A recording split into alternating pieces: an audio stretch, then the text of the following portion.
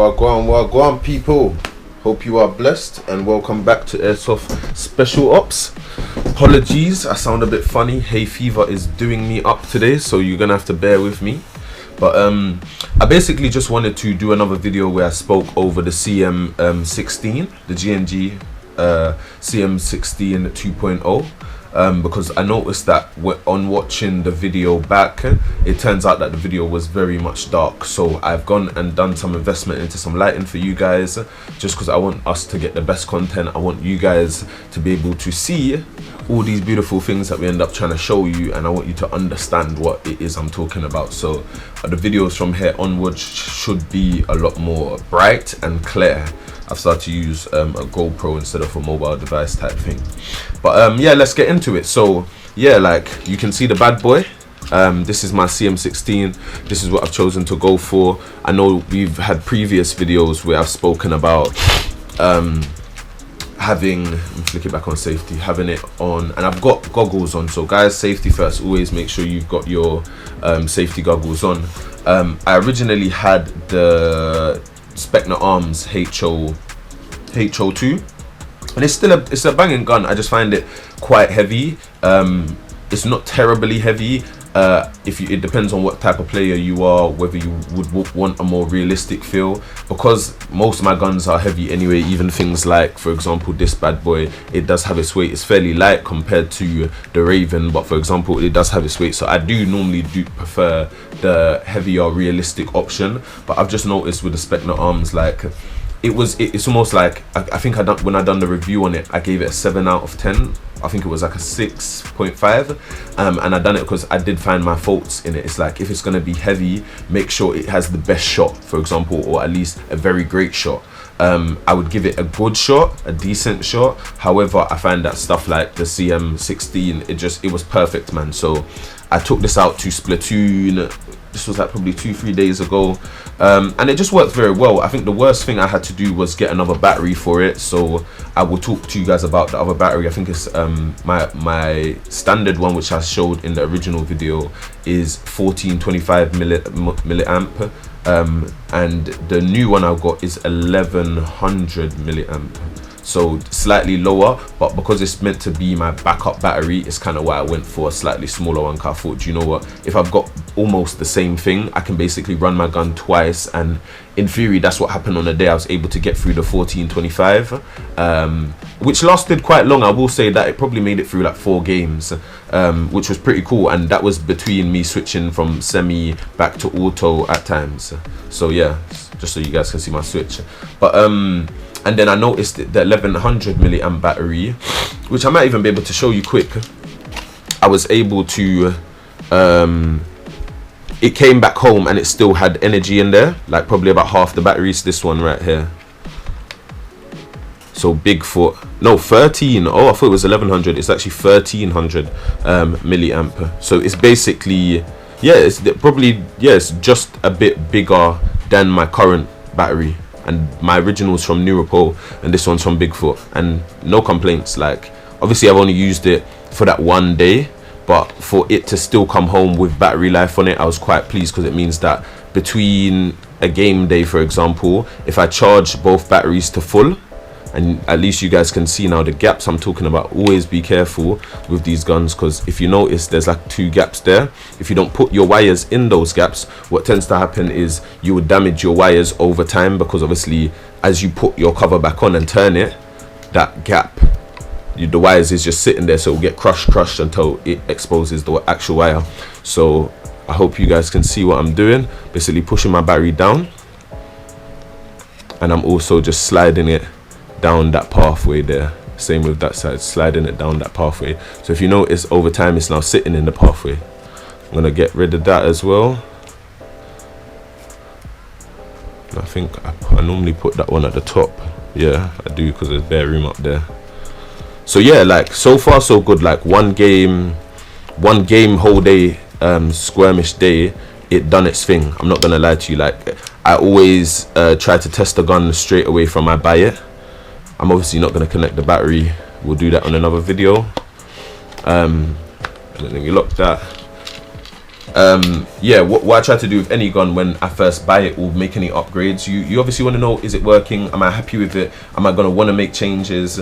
So you use it, you test it, and I did test it. Like, one thing I will say is the windy mag that came with the CM16, I've decided to not use it, even though it is 450 and these standard mags here only hold 150, which is still good, because between them I've got 3, that's what, 450, so I can't complain. But the original one mag would hold 450. The only problem is you have to keep on winding it, and I found during the day it's like sometimes you're in close combat and you're winding it and you're giving away your position, for example, or at times you'd forget that you needed to wind it, you'd aim down sight and it doesn't shoot and you panic quick and you're having to wind it while somebody's shooting at you. So I've chose to just go for the automatic options because they worked. I think the most I would say is I'm going to try and look for some 250s, because then if I've got 3, that's 750 BBs. So yeah, I've also decided to keep the mags, the old mags from the HO2 Spectre arms, just because they're useful. I think these hold 100 or 120, and I just think it's always wise to have backups. Like, yeah, it's great to have 3 mags, but it's always good to have backups just in case I run out and it's an active game, or one of my mags has a fault, for example. So I'm going to keep these bad boys. They're slightly cheaper style mags compared to these ones, just so that you guys can see. And they actually hold 140, my apologies, 140 each, whereas these hold 150. So yeah, so that's that. What else? Obviously I've made some adjustments to where things are. So my scope, I've moved it to more center in the gun, as you guys can see. I just feel like it looks a bit better there. Let me turn this stock down.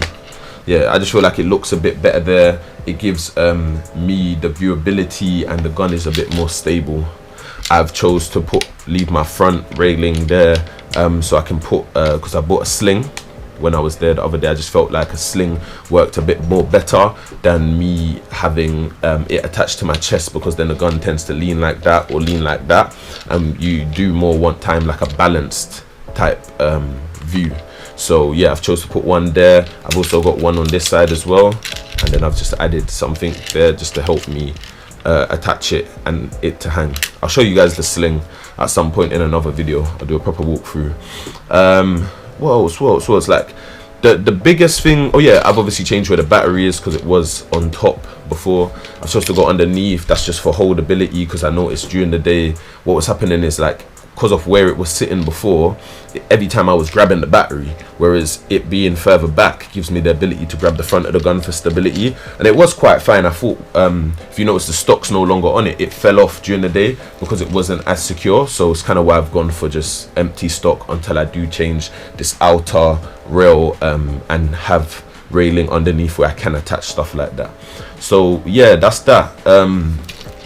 The battery, like I said, it's like the bottom, so that I can just feed round directly to the GoPro on the other side, and that's why there's now wiring and stuff like that. What else have I changed? I don't think I've changed much. Obviously I went back to the Spectre arm stock because I just feel like it feels a bit better.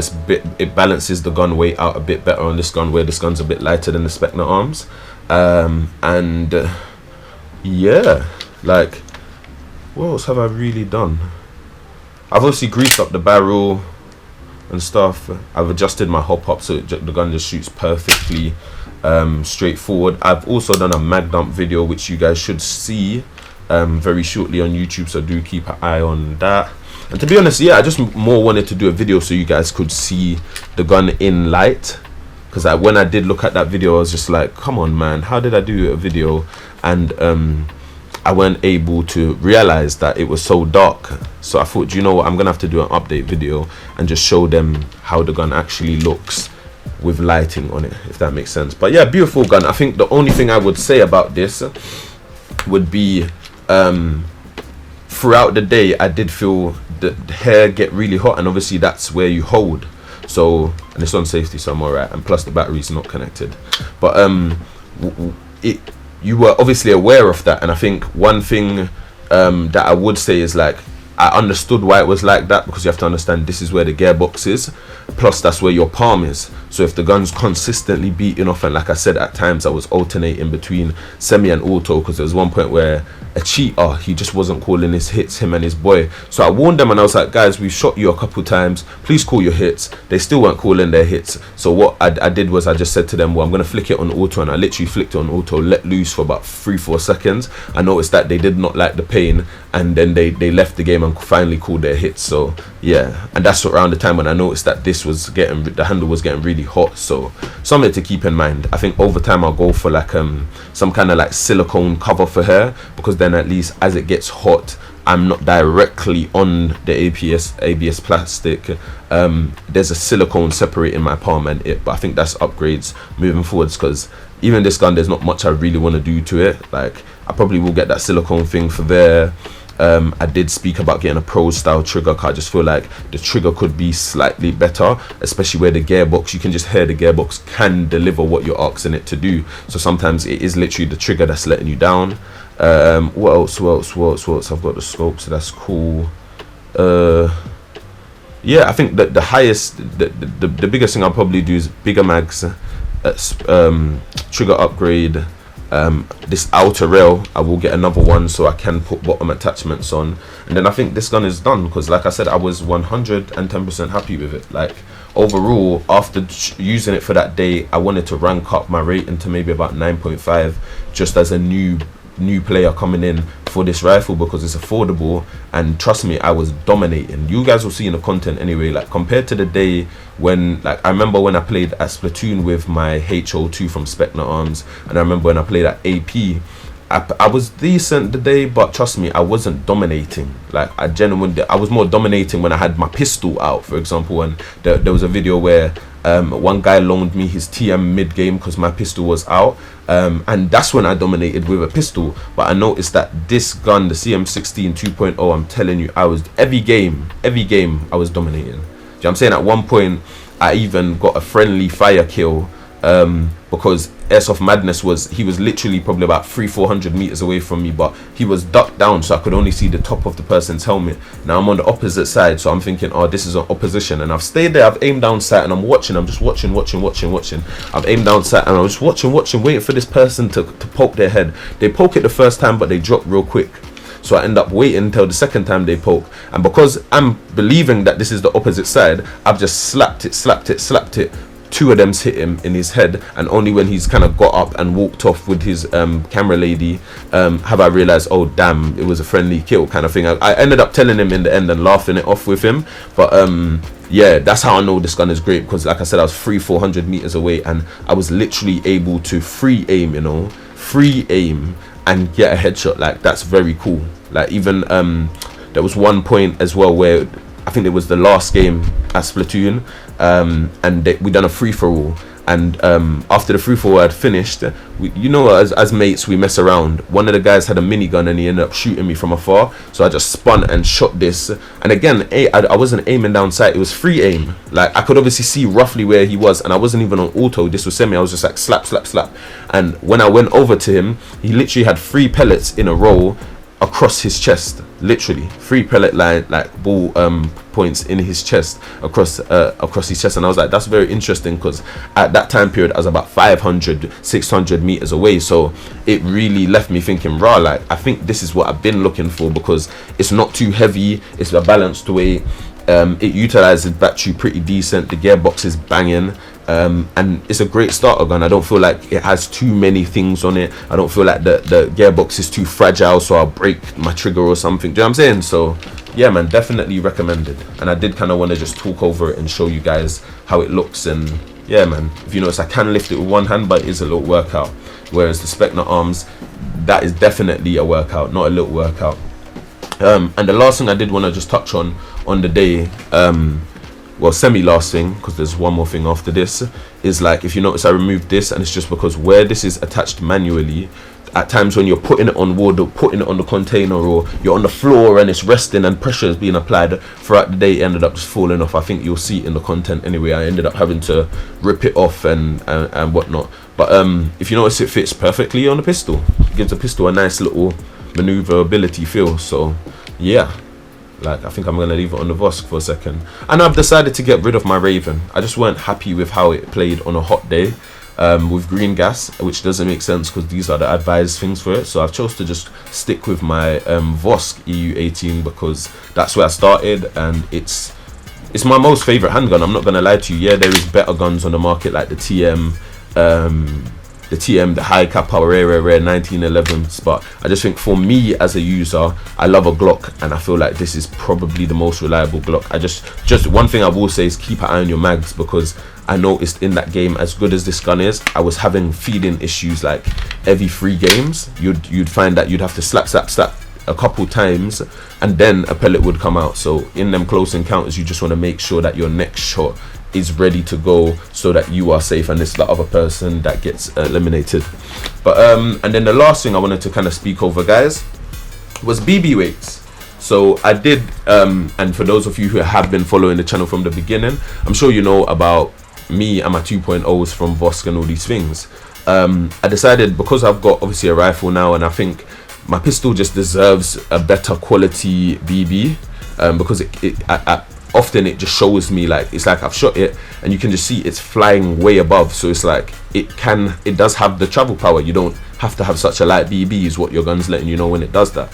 So what I decided to do was get some, where are they, 2.5s.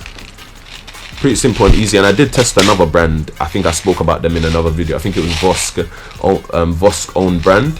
So yeah, do check that out because they're very good. But I did try these out and I noticed that I was very happy with them as well. So again, recognized company, ASG, they were affordable. I think I only paid like 6-7 quid for them, and you get 3,300. So 6-7 quid for 3,300. Come on, man, you can't go wrong with that. And like I said, I noticed that they were really useful. Like, they done what I wanted them to do, especially inside the pistol. So I think I have decided that what I will use moving forward is 2.5s in all my pistols from now onwards. So if you see a difference in the content, it's because you know what I'm saying, it's a must. So yeah, so that's that.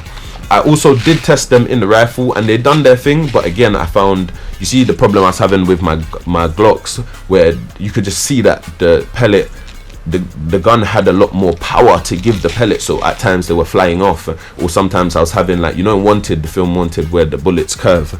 That's what was happening with the 2.5s in this, and it's useful on a windy day because it means that you can hit somebody around the corner, which is quite cool. Like, that's, imagine me standing straight and being able to hit somebody who's peeking.